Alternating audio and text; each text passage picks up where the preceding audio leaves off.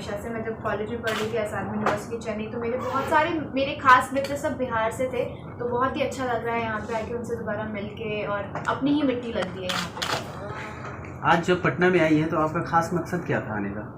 पटना में खास मकसद आने का यही था कि यहाँ पे फिल्म का प्रचार प्रसार किया जा सके और आप सभी से मिल सके, और जो भी डाउट आजकल पृथ्वीराज चौहान को लेके लोगों के दिमाग में आ रहे हैं, जैसे कि फिल्म में ऐसा क्यों है वैसा क्यों है, जो भी फॉल्स एजेंडा फैलाए जा रहे हैं उनको। बोला कि ये फिल्म को प्रमोट करने के लिए असिस्टेंट लोग अपनाते हैं जो डायरेक्टर्स होते हैं, आप इस चीज़ को क्लियर करें।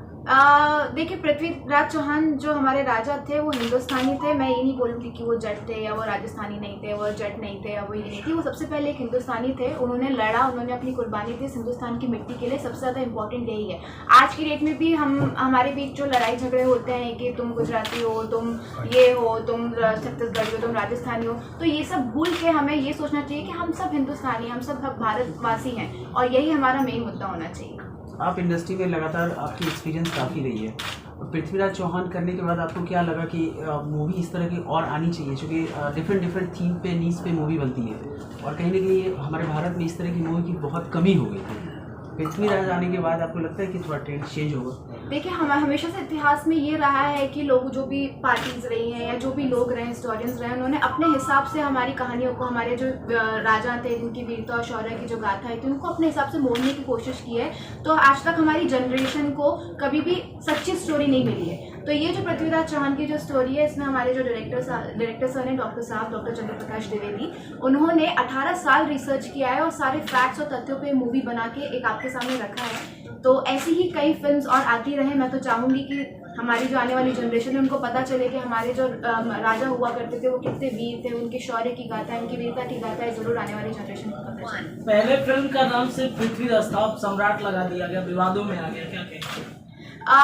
देखिए, पहले अगर जो ये फिल्म जिस पे बेस्ड है वो है पृथ्वीराज रासो, तो उस पर तो सम्राट नहीं लगा था। और ये कहानी पृथ्वीराज चौहान राजा के बारे में है, तो अगर वो पृथ्वीराज है तब भी अच्छी है, पृथ्वीराज चौहान है तब भी अच्छी, और सम्राट पृथ्वीराज चौहान है तो उसके आगे और 4 चांद लग गए। अब जिन लोगों को पृथ्वीराज चौहान से बहुत ज़्यादा भावनाएं जुड़ी हुई है, जो उनको भगवान की तरह पूछते हैं, ऑब्वियसली उनका मन रखने के लिए सम्राट पृथ्वीराज चौहान लगाना भी बहुत ही अच्छी चीज़ हुई। सम्राट लगाया गया तो कुछ लोगों ने कहा कि ये बस किसी पॉलिटिकल पार्टी के थ्रू सपोर्ट दिया जा रहा है, जिस वजह से लगाया। नहीं, सम्राट पृथ्वीराज चौहान पूरे देश के राजा थे, वो सिर्फ किसी पॉलिटिकल पार्टी के राजा नहीं थे, वो पूरे देश के राजा थे। तो सम्राट लगाना हम हर देश के जो हर एक नागरिक है उन सबके लिए गर्व की बात होनी चाहिए, क्योंकि वो हम सबके महान राजा थे। ये देश का जो भला नहीं चाहते हैं या जो देश के विपरीत ख्याल रखते हैं, ये ऐसे लोगों की सोच होती है। क्योंकि मैं दोबारा यही कह रही हूँ कि सम्राट पृथ्वीराज चौहान ने किसी पॉलिटिकल पार्टी के लिए नहीं लड़ा था, सम्राट पृथ्वीराज चौहान ने इस देश की मिट्टी के लिए लड़ा था। आप और मैं और जितनी पॉलिटिकल पार्टी बहुत ऊपर है, बहुत ज्यादा बवाल चल रहा है जी, तेलुगु, तमिल और इसकी हिंदी भाषा को लेकर काफी ज्यादा मुद्दे उठ रहे हैं। हाँ, तो आप इस बारे में क्या सोचती हैं? मुझे तो ऐसा कोई मुद्दा सुनने में नहीं आया कि ऑब्वियसली अगर एक फिल्म मल्टीलिंगुअल होती है तो उसको अलग अलग लैंग्वेजेस में डब करा के अलग अलग जगह जरूर रिलीज़ किया जाता है। अगर आपका लैंग्वेज को लेके मुद्दा ये है कि इसमें उर्दू वर्ड्स क्यों यूज है या ये क्यों है, तो मैं यही कहना चाहूँगी कि उर्दू एक्चुअली आई कहाँ से। आप इसको जरूर रिसर्च कीजिए और आपको पता चलेगा। देश में जो भी धार्मिक मुद्दे हैं, इसको लेके फिल्म पे कोई असर आपको दिख रहा है? ज़रूर दिख रहा है, क्योंकि जो लेफ्ट लिबरल्स हैं या लेफ्ट हिस्टोरियंस हैं वो बहुत कोशिश कर रहे हैं कि इस फिल्म को कैसे दबाया जा सके, कैसे हमारे जो महान राजा हैं उनकी शौर्य गाथा लोगों के सामने ना आए, इसलिए वो इस पर झूठे इल्ज़ाम लगा रहे हैं कि ये झूठी है, या पृथ्वीराज चौहान तो पहले उनका निधन हो गया था, मोहम्मद गोरी को कैसे मारा। तो उन सभी को मैं ये बोलना चाहूँगी कि आप एक बार जाके पृथ्वीराज रासो पढ़िए और फिर आप खुद देखिए कि कितना सच है और कितना मिथ है।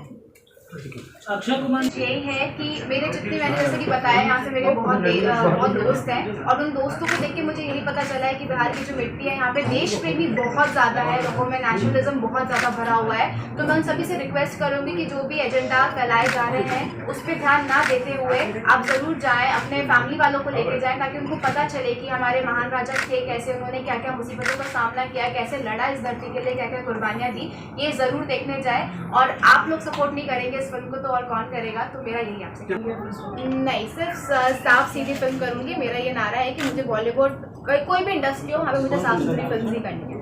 कि 18 साल की हमें अलग से रिसर्च करने की ज़रूरत नहीं पड़ी। हमने सिर्फ एक आज्ञाकारी स्टूडेंट की तरह उनको फॉलो किया, उन्होंने हमें जो मार्गदर्शन दिया हम बस उसको फॉलो करते गए और बहुत अच्छी फिल्म बन गई। आगे किस डायरेक्टर के साथ काम करना चाहेंगे? मैं डॉक्टर चंद्र प्रकाश द्विवेदी सर के साथ तो ज़रूर काम करना चाहूँगी आगे भी। मुझे संजय लीला भंसाली सर भी बहुत पसंद है और भी बहुत अच्छे मैं अच्छे बड़े बड़े प्रोडक्शन हाउसेस के साथ काम ज़रूर करना चाहूँगी। वे ऑफ मेकिंग अलग होता है, फिल्म का वे ऑफ मेकिंग अलग होता है, तो डेफिनेटली बहुत ज़्यादा डिफरेंस था। और अगर हम ऑडियंस की बात करें तो एक सेट ऑफ ऑडियंस सीरियल की अलग होती है, फिल्म की अलग होती है, तो बहुत ही मज़ा आया मुझे फिल्म।